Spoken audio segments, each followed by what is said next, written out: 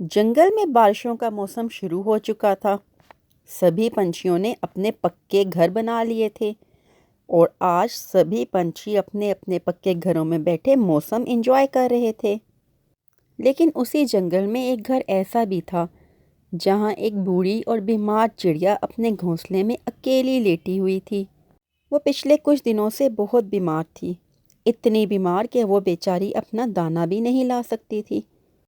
کسی پنچھی نے اس کا حال تک نہ پوچھا۔ وہ وقت رہتے اپنے گھونسلے کی مرمت کیسے کرتی؟ وہ بیچاری تو اتنی بیمار تھی۔ پھر کیا ہوا؟ جب بارش آئی تو اس کا چھت ایسے ٹپکنے لگا جیسے وہ گھر کے اندر نہیں بلکہ باہر بیٹھی ہو۔ لگتا ہے اب میرا گھونسلہ کچھ ہی پل میں ٹوٹ جائے گا، میں باہر چلی جاتی ہوں۔ اتنا کہہ کر وہ بیچاری روتی ہوئی اپنے گھونسلے سے باہر آ گئی اور گھونسلہ پانی میں بہہ گیا۔ میں نے اور میرے شوہر نے ان پنچھیوں کے ساتھ کتنا اچھا سلوک کیا تھا۔ کسی کو کسی بھی چیز کی ضرورت ہوتی تو ہم کبھی بھی انکار نہیں کرتے تھے، ہم ہر کسی کی مدد کرتے تھے۔ مجھے وہ وقت بھی آج رہ رہ کر یاد آ رہا ہے جب پنچھیوں کو کہیں جانا ہوتا تھا تو ان کی مائیں اپنے چھوٹے بچوں کو میرے پاس چھوڑ جاتی تھیں اور میں سارا دن ان کی دیکھ بھال میں لگی رہتی تھی۔ کسی پنچھی کو آج کچھ بھی یاد نہیں رہا، کوئی میرا حال پوچھنے نہیں آیا، کسی نے یہ نہیں پوچھا کہ میں بھوکی ہوں، بیمار ہوں، مجھے کس چیز کی ضرورت ہے۔ کاش میرے بھی کوئی بچے ہوتے، میرا بھی کوئی اپنا ہوتا۔ بھولو جی، آپ کے جانے کے بعد میں اس دنیا میں کتنی اکیلی رہ گئی ہوں۔ آپ مجھے بھی اپنے ساتھ لے جاتے، یا اللہ تو مجھے بھی اٹھا لے۔ میں کیا کروں گی اس اکیلی دنیا میں؟ میرا کوئی نہیں ہے اللہ جی، مجھے اپنے پاس بلا لیں۔ وہ روتی جا رہی تھی اور اپنی موت کی دعائیں مانگ رہی تھی، لیکن قسمت کو تو کچھ اور ہی منظور تھا۔ پنکی کی یہ سب باتیں بادل کا ایک چھوٹا بچہ سن رہا تھا۔ اس کو بہت دکھ ہوا۔ مجھے بوڑھی چڑیا کی مدد کرنی ہوگی، وہ بیچاری بیمار ہے اور ابھی بھی بارش میں بھیگ رہی ہے۔ اس نے تو کئی دن سے کھانا بھی نہیں کھایا، میں اس کی مدد ضرور کروں گا۔ اتنا کہہ کر بادل کا بچہ اپنی دوست نیلم پری کی طرف چل پڑا۔ نیلم پری کیسی ہو؟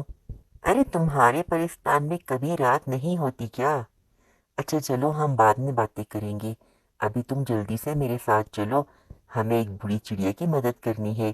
وہ بیچاری بہت بیمار ہے اور بارش میں بھیگ رہی ہے، اس کا گھر بھی ٹوٹ گیا ہے۔ ہاں ہاں چلو، تم مجھے اپنے ساتھ لے چلو، میں اس بوڑھی چڑیا کی مدد کرتی ہوں۔ پھر بادل نیلم پری کو لے کر اپنے جنگل کی طرف چل پڑا۔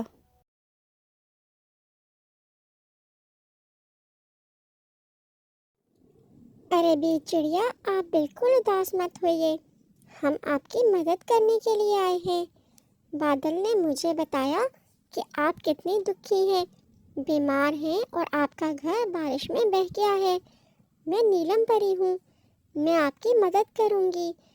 نیلم پری اور بادل، تم دونوں میری مدد کیوں کرو گے؟ میری مدد تو کسی نے نہیں کی۔ میں نے ساری زندگی جن لوگوں کے ساتھ اچھا سلوک کیا انہوں نے مجھے مڑ کر پوچھا بھی نہیں۔ تم دونوں کو تو میں جانتی ہی نہیں ہوں، تم لوگ میری مدد کیوں کرو گے؟ بے چڑیا، کیونکہ آپ بہت نیک دل ہیں، آپ نے بغیر کسی مطلب کے ہر پنچھی کی مدد کی۔ یہ تو پنچھیوں کی کم ظرفی ہے کہ انہوں نے آپ کے ساتھ اچھا سلوک نہیں کیا، لیکن آپ کو آپ کی نیکی کا بدلہ ضرور ملے گا۔ لیکن اس سے پہلے آپ پلیز اپنا رونا بند کریے، آپ ایسے مت روئیں، آپ کے تمام دکھ اور پریشانیاں دور ہو جائیں گی، اور ویسے بھی یہ پریشانیاں اور دکھ تو اللہ تعالیٰ کی طرف سے آزمائش ہوتے ہیں۔ آپ بس اللہ پر توکل رکھیے، آپ کی تمام پریشانیوں کا حل وہ نکال دے گا۔ اس کے ساتھ ہی پری نے اپنی جادوئی چھڑی گھمائی تو وہاں ایک بہت بڑا مشروم کا گھر آ گیا۔ بے چڑیا، آپ اس گھر میں داخل ہو جائیے اور بے فکر ہو کر اس میں رہیے۔ جیسے ہی پنکی اس گھر میں داخل ہوئی تو وہ تو حیران رہ گئی۔ وہاں تو ایک پورا سجا سجایا گھر موجود تھا۔ پنکی کے لیے گرما گرم سوپ اور چاول تیار تھے۔ اتنا سب کچھ دیکھ کر پنکی بے اختیار رونے لگی اور کہنے لگی، جن کو میں ساری زندگی اپنا سمجھتی رہی، ان کے ساتھ اتنا کچھ کرتی رہی، انہوں نے میری کوئی پرواہ نہیں کی۔ میں کتنے دن سے بیمار پڑی تھی، کسی نے میرا حال تک نہیں پوچھا۔ سب پنچھی اپنی اپنی زندگیوں میں مصروف رہے اور مجھ بیچاری کے پاس کوئی بھی نہیں آیا۔ تو مجھے کیا ضرورت ہے بھلا اس گھر سے باہر جانے کی؟ میں اپنی باقی کی زندگی اسی گھر میں بتاؤں گی۔ تو پیارے دوستو، مطلبی لوگوں سے ہمیشہ دور ہی رہنا چاہیے۔ ایسے لوگ ضرورت پڑنے پر کبھی بھی کام نہیں آتے اور وہ آپ کے دوست نہیں ہوتے۔